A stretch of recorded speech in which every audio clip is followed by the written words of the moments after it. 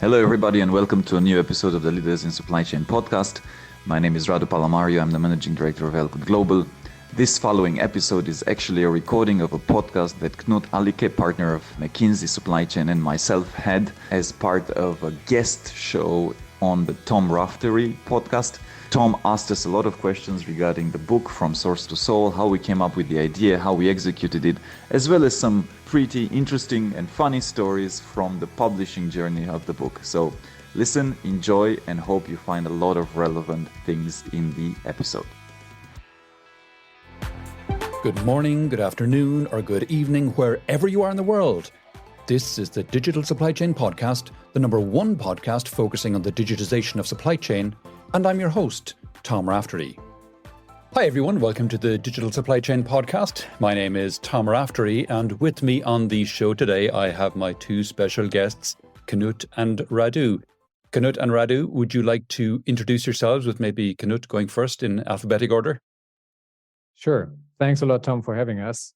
It's a pleasure to be back, actually. Yes, indeed. So my name is Knut Alike. I'm a partner from McKinsey.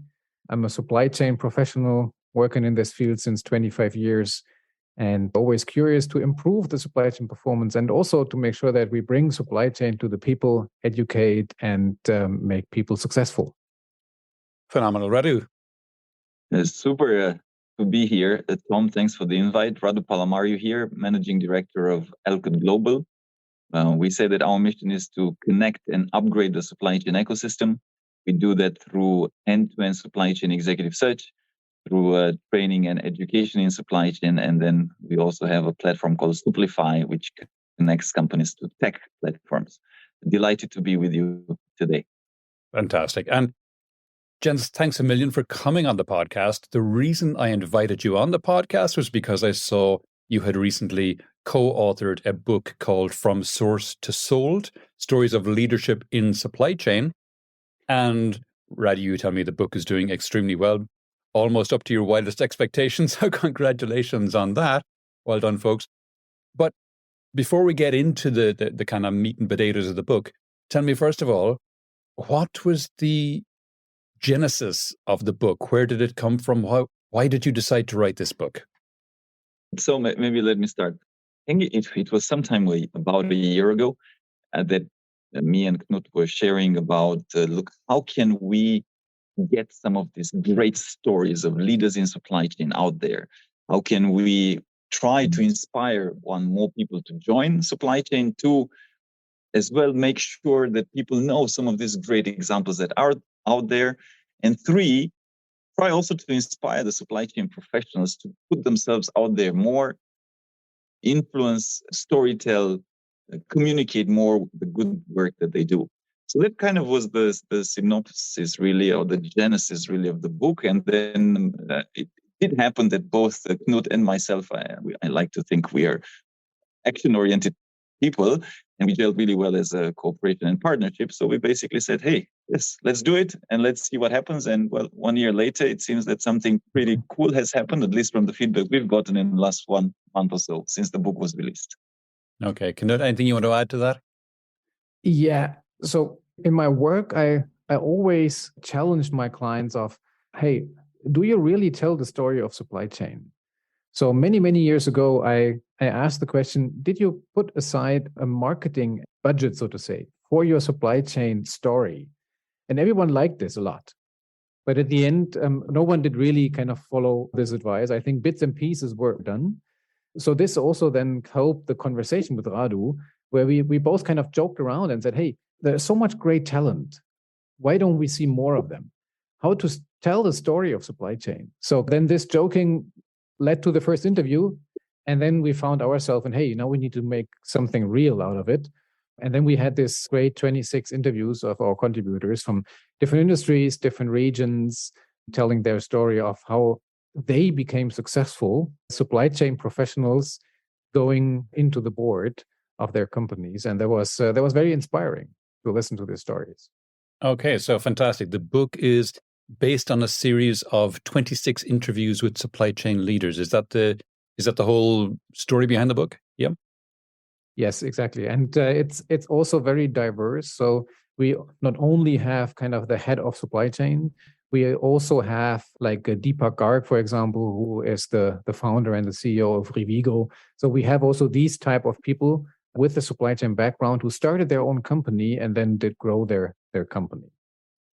Okay, phenomenal. As well, I mean, I think what we have a couple of CEOs that came strongly from a supply chain background. So that also makes a very interesting story, right? How do you make it to the board, or how do you make it to the CEO position from a supply chain, from an operations perspective? What did they do in their journey? And I think also what the book does well, on top of the fact that it's a very easy read. So I've, even our family members have read it. They have nothing to do with supply chain and they got it, right? My father got it. So I think it's safe to say that it's fairly easy to read and digest. We also put together a framework. And I think that is very useful because the chain model, which is the framework we came up with, is a model easy to use. Each letter stands for something. We'll go through it through this podcast. Easy to make and implement in your supply chain organization to upskill and upgrade the level of leadership, right? To how do you take those mid-management or senior managers to the next level? How do you make sure that they're great leaders, great managers? How do you make sure that they're great influencers within the organization, can tell the story right, can influence the other stakeholders laterally and upwards and downwards, right? And create that narrative around supply chain that positions supply chain as a partner to the business, as an enabler. Okay, so as an enabler, as opposed to a cost center, which is very much how it was thought of pre-pandemic, right? Yes. And in fairness, just today I met a very seasoned professional in FMCG, and to my surprise, right, I mean, you would think that FMCG would be a bit more of the forefront of development because typically they are. And he told me I'm not going to name them obviously, but he told me very upfront, look, Radu, in our organization, steel manufacturing is seen as the god, and supply chain is not fully understood even up till today, even after COVID is not fully understood. So I think there's still a way to go, and hopefully this book, and we've seen literally people buying it for their board and for their CEOs. We've had a couple of orders like that because it paints a broader picture in a very easy to follow way for everybody. Okay. Can you do anything to add there? So I would fully agree that. So our dream was that in the pandemic and all the disruptions that we had, that hey, now kind of supply chain is everywhere, right? So everyone talks about supply chain, and it's very important to see that it's not that there was a failure of a supply chain. The supply chains did work. It was just that the demand was so high that there was no way that we could fulfill this demand, right? And that's why it felt like there was disruptions. And reality was that there were kind of supply chain tend to be longer lead time. So it was disrupted. But very important supply chains did work. And to Radu's point, kind of going back, so to say, to cost cutting, inventory reduction, this indeed is something that we also hear with our clients these days, which is on one hand frustrating. On the other hand, it tells us that we need to even communicate more, right? We need to tell more of the supply chain story.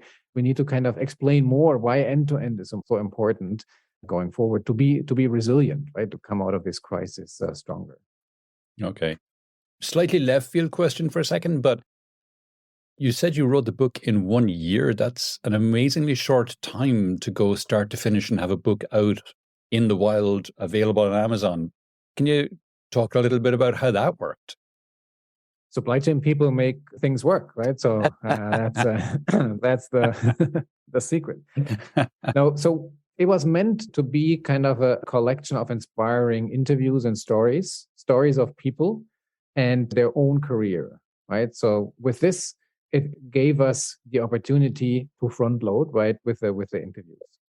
Then clearly Radu and I are not professional authors, right? So we got help by Vishnu, who did a great job in kind of also from a style perspective, really distilling the important elements of the interviews. And then I must say that Radu hired a colleague to push this through. And that was just amazing to see how efficient Claudia did do that. In kind of 3 months, finding a publisher, we reviewed everything. It was a lot of work from our side, sure. But we had clearly very, very smart people to help us to deliver on time. Though there've been issues with stock. So funny story. Today I actually met Ilona. So she borrowed the book from a colleague of hers because she wanted to buy it off Amazon and it was out of stock. And it boggles me. I have no clue why, because I thought that they do print on demand. I don't know the intricacies of Amazon, but I would have thought that it's print on demand, and apparently it was out of stock. So she actually borrowed it. She posted it on LinkedIn saying, look, I had to borrow it from my colleague because it was out of stock, but I love the book. And I said, okay, let me meet with you because I had a coffee. Let me give you a copy, right? Because you must be one of the most fervent learners and, fans to do this. So we've had some issues with out of stock, which probably we failed on that supply chain. but yeah, on the execution, we've been fortunate, both Knut and myself, to have an amazing team that pushed it through.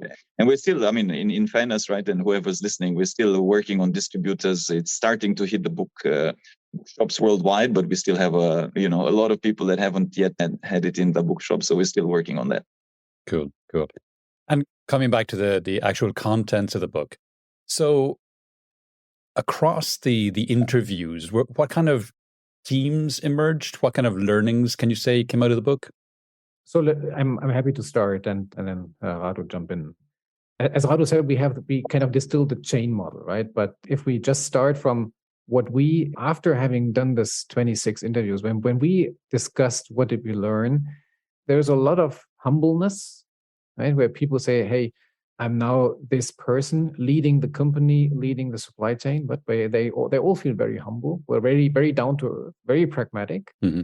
They all felt like very analytical, very interesting, right? So that is kind of what you would expect from a supply chain person, and this really proved to be the case. They all felt like, hey, we need to work together internally, right? So with my team, with suppliers, with customers.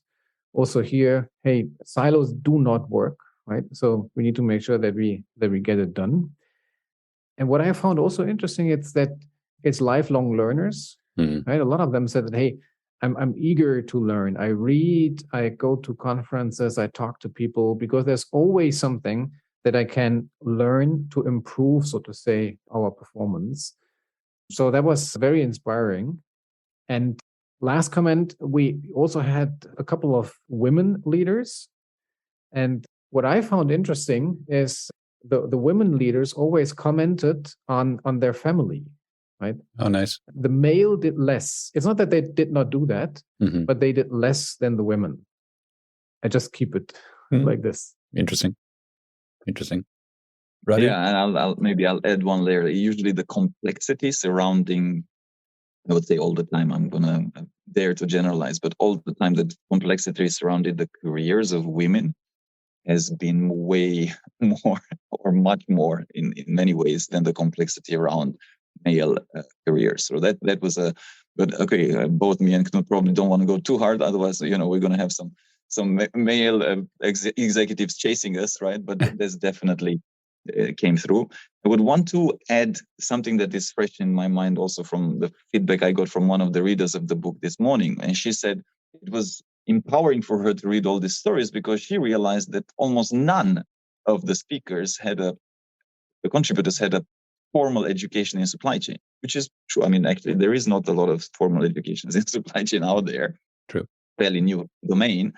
And I didn't think from that perspective because she had also not come from supply chain and she's about 30, mid-30s, right? So for her, it was like, oh, wow, I don't need to have any sort of inferiority type of mindset. Oh, maybe I'm lacking something from my education, right? All these people are CSCOs, COOs, CEOs, and they didn't have a formal education either. And look, they made it. So it was very empowering to her.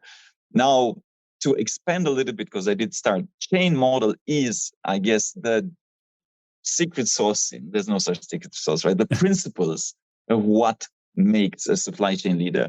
We specifically chose also the word chain to stand for it, right? We had to play a little bit, but basically, in short, C stands for collaboration, H stands for holistic, A for adaptable, I for influential, and N for narrative. So it's the combination of these 5 traits that came across in each of the interview. And then in the book, we also give some examples of behaviors. And we going a step further where we're actually developing a program with case studies, with examples, as well as with exercises that can be a practical way to develop teams on it. Okay. And when you say this chain model refers to attributes of supply chain leaders, and then you're talking about a follow-on that you're coming up with? Is this some kind of workshop that people can attend? Is it some kind of course that people can take? Is it another book? Where is it on that kind of scale? A little bit of everything. So, I mean, we have started to discuss about the next book with Knut, but it's in the it's in the wraps. But the first steps, there is a Elkat Global Academy that we have launched with a combination of other courses, but there is a specific online course on these 5 elements of the chain model with practical exercises that anybody can do on their own pace. And then the workshop, which will be in 3 formats. There's going to be a 4-hour, 1 day, 2 days workshops, face-to-face or virtual with teams of 20, 30. So this is a proper workshop format that Shub, who's our head of training and development, is working on. It should be available in the next 1 month or so. And that's an actual workshop format. And then with Knut, we are working on a few continuations of this. We're going to put together with the World Economic Forum. We're also working on publishing some more examples of the chain model. And we are also working on putting together a whole methodology behind it, as well as the competency center and capabilities behind this to go 1 level deeper. And to build on this, we tested the idea when in McKinsey, we do every twice a year, we call it Supply Chain Executive Academy, where we basically gather a group of 30, 40 supply chain executives and have 2 days discussions, exchange, networking, and so on. So Radu and I basically presented the idea of the book and the chain model and had very good discussions on communication skills, right? And everyone more or less kind of signed up for, hey, I need to train my supply chain people on the chain model and how to communicate it better, how to tell the story. And that was amazing. There was an amazing feedback. It was overwhelming positive. So that is clearly something that we need to develop. And we need to also make sure, so I'm also next to McKinsey, I'm teaching as a professor at the University of Cologne. And here, what I always see is that university education is often too theoretic. I try to bridge that gap with me teaching, but that's not enough. So here, kind of to really bring more practical knowledge, pragmatic knowledge to not only students, but also to professionals is super, super important. Yeah, sure. I get that. But I want to challenge you on the supply chain communication, because having published around 270 episodes of the Digital Supply Chain podcast, I've not found any problem finding supply chain professionals who are good communicators. To me, it's been amazing how phenomenally good the supply chain professionals are at communicating. So have I just been lucky, or am I missing something, or am I misinterpreting what you're saying, or where are we there? Let me tell you a story that we heard during this session. One of the participants said that, look, I was in sales and then I wanted to change jobs, right? So, and I found that supply chain is probably interesting. So joined supply chain, did not understand a single word. And then after 6-9 months or so, he got into the topic, and now he's 18 months into the topic. He said that, look, I was invited by my sales colleagues to join their global sales meeting with a couple of 100 salespeople and to explain supply chain. So then I looked back and thought that, if I now give the nerdy supply chain talk, no one will understand, right? So he then started to communicate with pictures, right? So he, for example, used a picture of the Ever Given stuck in the channel to explain that, hey, this is a disruption, right? And it was very interesting that he said that there were a couple of supply chain colleagues in the audience, and they was like, oh no, what is he talking about? That's so simple. And all the salespeople came over and said, yes, that's exactly what we needed. Now we understand. So there is people out there who can communicate very, very clear. If I look into my client work on a day-to-day basis, I still see that there is the majority of people who know a lot. They have a hard time if they need to explain their COO or CEO what they're doing and why this is super, super important. Couldn't you say the same for any discipline, that, you have people who are so deep down in the weeds, it's very hard for them to step back and see the big picture and explain it that way? I would say that is true and not true. So we have this saying in the book where if you have 10 orders, right, and out of these 10 orders you deliver 9, the supply chain person would say, oh no, I missed this one, that's so bad. The salesperson that out of this 10 delivered 1 would celebrate this one and not mention the other nine, right? So there is clearly a kind of a natural way to communicate differently, which I would say is in sales and marketing and not in supply chain. Okay. Radu? We are obviously biased in some ways. I mean, we don't talk finance here, neither Knut nor myself, and I'm sure that there's other functions, right, in the organization that may struggle. I don't think that communication is necessarily only a supply chain issue. But by and large, we both activate in supply chain. And by and large, we see that as one of the main problems of why, one, supply chain professionals don't manage a lot of times to get their perspective across in a way that the business understands or their stakeholders understand, speaking their language, plainly put. So, 270 guests that you've had, I'm sure that great communicators. The key is, can you communicate to whom you're sitting in front? And if you're standing in front of supply chain is one thing. If you're standing in front of sales, another, finance, another, R&D, CEO board, another thing. Recently, I met a good friend of mine who I believe he's a good communicator. And he himself told me, look, Radu, during this whole COVID, I actually got a seat at the board. They called me in to explain to them what is going on. And he gave me this example of where he was sitting and explaining to them some situation where it was China, and he had some overflow of stock, and he ended up talking to them about bonded warehouses and all of that. And he actually said, look, Rado, I could feel myself having an out-of-body experience, looking at myself, talking all of that, feeling I'm rambling and I'm completely boring these guys that have no idea what I'm talking about. And still, I couldn't stop myself from doing it. And, in short, now he's not called into the board meetings again. And he's a guy that I actually think he is a good communicator. But it's sometimes the crux of it and the subtlety, I don't know if it's subtlety, but again, of it is, can you communicate to the audience that you speak to in their language? That, I think, is the piece that a lot of times is missing. And that's where I think, by and large, generalizing broadly, right, and there's some fantastic leaders out there. We have a lot of CEOs that come from supply chain, and it's increasing. But by and large, the general population of supply chain practitioners, because they're pragmatic, they get stuff done, they are focused on results, they fail to allocate enough resources or attention to speak the language of the different stakeholders they are faced with. So is that why we don't have as many supply chain people on the boards of companies? That's one of the reasons.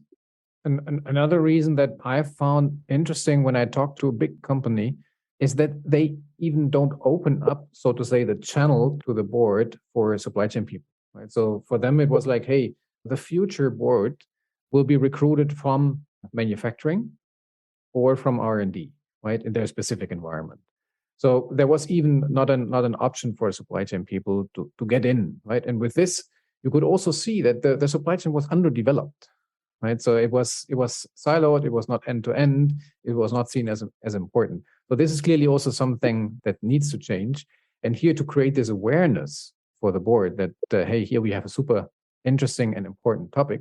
The last 2.5 years did help a lot, but now we need to continue with this push through that, hey, end to end is an important topic, supply chain is an important topic, and it can really, really, really create value. And so the target reader for this book is not necessarily supply chain professionals, it's people outside the profession to show how important supply chain is? I would say it's both. Yeah. It's both. So if you're struggling to get through to somebody, Tom, and you want to, maybe your case is not the best because you're a great communicator, but there are people like even Yossi Sheffi, from MIT. He was saying that for a long, long, long time, up till last year or something, or 2 years ago, his family didn't, or his wife even didn't really understand what he does, and he's 70. And then with all this news, he started to get, okay, supply chain this, supply chain that. Okay, I kind of get an idea. I think the book would pretty much explain that. We've had parents that bought it for their kids. My daughter is reading it, right? She gets it, right? So the book is at that level of a 10-year-old would understand what's it about. But at the same time, I think the biggest difference it's going to make, or we hope at least, or I hope at least it is going to make, is in the current practitioners in supply chain, to give them examples and very concrete case studies and very specific situations, and how to deal with it, how to deal with the board, how to tell and to make a case, right? We even have somebody, I love that particular story, right? Sasha Menges, who's the CEO, and he says that he used to be a magician when he was a student. And that helped him tremendously in his MD and CEO roles. And I'm like, but what's the connection, right? And he says, well, as a magician, you learn how to direct attention and direct the crowd to what you want them to see. That's extremely useful in a board setup, in a management meeting, right? When you do a presentation and you want to influence people. This type of connections, I believe, and that's why also on purpose, Knut and myself did the book in a very easy read format, because people remember stories. They don't remember data. If data convinced anyone, nobody would smoke on this planet. Data does not convince people, right? So we hope that by having 26 stories, they will remember 1, 2, 3 that will stick in their minds. Maybe they read the book again, and depending on the stage that they're at in their career or questions or development, some other stories will stick with them, and that will provide them inspiration, right, to move forward. And it's very important, if you just reflect a bit on the feedback we get, so the reviews and also what we hear from friends and family, people like this idea, I can pick a story, right? And I read that story, and maybe they even know the contributor, right? Oh, that was interesting. I learned something. And then I can read another one and another one. And this is completely different from a classical textbook, right? So I also wrote a classical textbook, 150 pages full of formulas, which is interesting for PhD students. Right. But for the pragmatic stuff, this interview format, and then also the chain model that Radu explained, kind of brings it all together. And with this, you also have a framework, right, where you kind of allocate all the different interviews in. And this is super pragmatic, super helpful. Yeah, sure. And I can imagine when you're comparing a book of 450 pages, which is the textbook, versus, I'm not sure how many pages is in your guys' book, and it probably depends on whether it's hardback or softback or whatever. But when you compare that to 26 reasonably short stories, it's probably a lot easier to digest than a tome of 450 pages written for an academic audience. We've had people that read it in 2 days. So it's an easy read, yeah. I don't come from supply chain. I tell the story in the book. I kind of stumbled across supply chain myself. So I did some reading because I just felt like a fraud when I began, right? Still do sometimes, but less and less.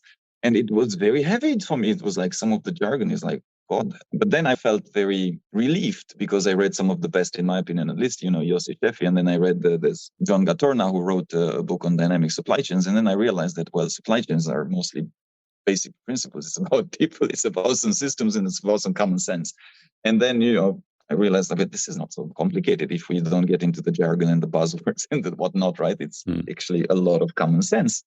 So that was the intent of our book. And, we funnily enough, we had this discussion with Knut when we began and said, we don't want to make it as a academic type of a read. We specifically want to make it as an easy read. Nice. I don't come from a supply chain background either. I fell into it through an accident of reorganization. And so the way I decided to learn about supply chain was to set up a podcast about supply chain and invite people who did know about supply chain to come on the podcast, and then I could learn about it through osmosis. And so 270 episodes later, here I am. I know something about supply chain now. Exactly. So why is now a good time for this book? So we talked about the ongoing disruptions. So supply chain is in the press. And we talked about that, hey, it's kind of in the press as, hey, it's not working. Actually, we discussed that it is working. So what we felt is companies are now forced to discuss supply chain and to improve their supply chain performance or their setup or how they plan or educate their people. So this should now kind of help them to even accelerate the transformation to a good supply chain company, right? Because it's a hot topic now. And we should leverage this hot topic idea that we improve the maturity and the understanding of supply chain. And this is where the book clearly contributes. Okay. And I think the beauty of it, Tom, is that it's extremely diverse. We, again, made it on purpose that we interviewed very diverse people from all industries, all backgrounds, right? You will find leaders from really not only gender, but really backgrounds and race and you name it, right? We have pretty much from China to India to US to Latin America to whatever, Middle East. That also gives a pretty broad palette, right? Because you can't really say, and sometimes we do say that, oh, FMCG is this, or pharma is this, or automotive is this, or whatever, industrial is that. We have examples in pretty much all sectors of the industries and backgrounds where they say, look, but you can build a successful storyline in supply chain wherever you are. And it's just maybe if you put in your own limits, that's your problem, right? But ultimately, it's been here, it's been done. Some had big budgets, some didn't, and they made it work. Nice. Okay, cool. Jens, we're coming towards the end of the podcast now. Is there any question that I haven't asked you that you wish I had, or any aspect of this we haven't touched on that you think it's important for people to be aware of? I think we covered everything. The main message is, hey, supply chain is important. And as someone with a supply chain background, you can make it to the board for the better of the company. Absolutely. And definitely, if you haven't, check out the book From Source to Soul, get a copy and have a read, or ping Knut and myself, and we'll see what we can do about it if you're from, a country where you can't afford it. But I do believe that this ripple effect that it is already creating, and we've started to get requests from universities, from different companies that are also looking at their entry level to get this book. I think that there is a possibility that this will be one of those triggers to, early on in their careers, to also plant the seeds of what is possible out there, that will hopefully inspire the next generation of supply chain, that will make it to the board or to the CSEO, or to just being amazing professionals in their specific functions, and give them this examples of what is really great potential for a supply chain leader. Okay, cool. And if people would like to know more about either yourself, Radu, or Knut, or the book, where would you have me direct them? The book has a website, right, From Source to Soul, so that's the easiest. And then I think both for myself and for Knut, we are easily to be found on LinkedIn, and happy to connect. Exactly. So reach out to us, and we always enjoy discussions on how to tell the story of supply chain. Fantastic. Great. And I'll put links to both your LinkedIn accounts and also to the book on the notes for this podcast so people can find them easily. Great. Radu, Knut, that's been fantastic. Thanks a million for coming on the podcast today. Thanks a lot for having us. Thank you for listening to our podcast. If you liked what you heard, be sure to go to www.elcotglobal.com and click the podcast button for all the show notes of the interview. Also, subscribe to our mailing list to get our latest updates first. If you're listening through a streaming platform like iTunes, Spotify, or Stitcher, we would appreciate a kind review. 5-star works best to keep us going and our production team happy. And of course, share it with your friends. I'm most active on LinkedIn, so do feel free to follow me. And if you have any suggestions on what to do and who to invite next, don't hesitate to drop me a note. And if you're looking to hire top executives in supply chain or transform your business, of course, contact us as well to find out how we can help.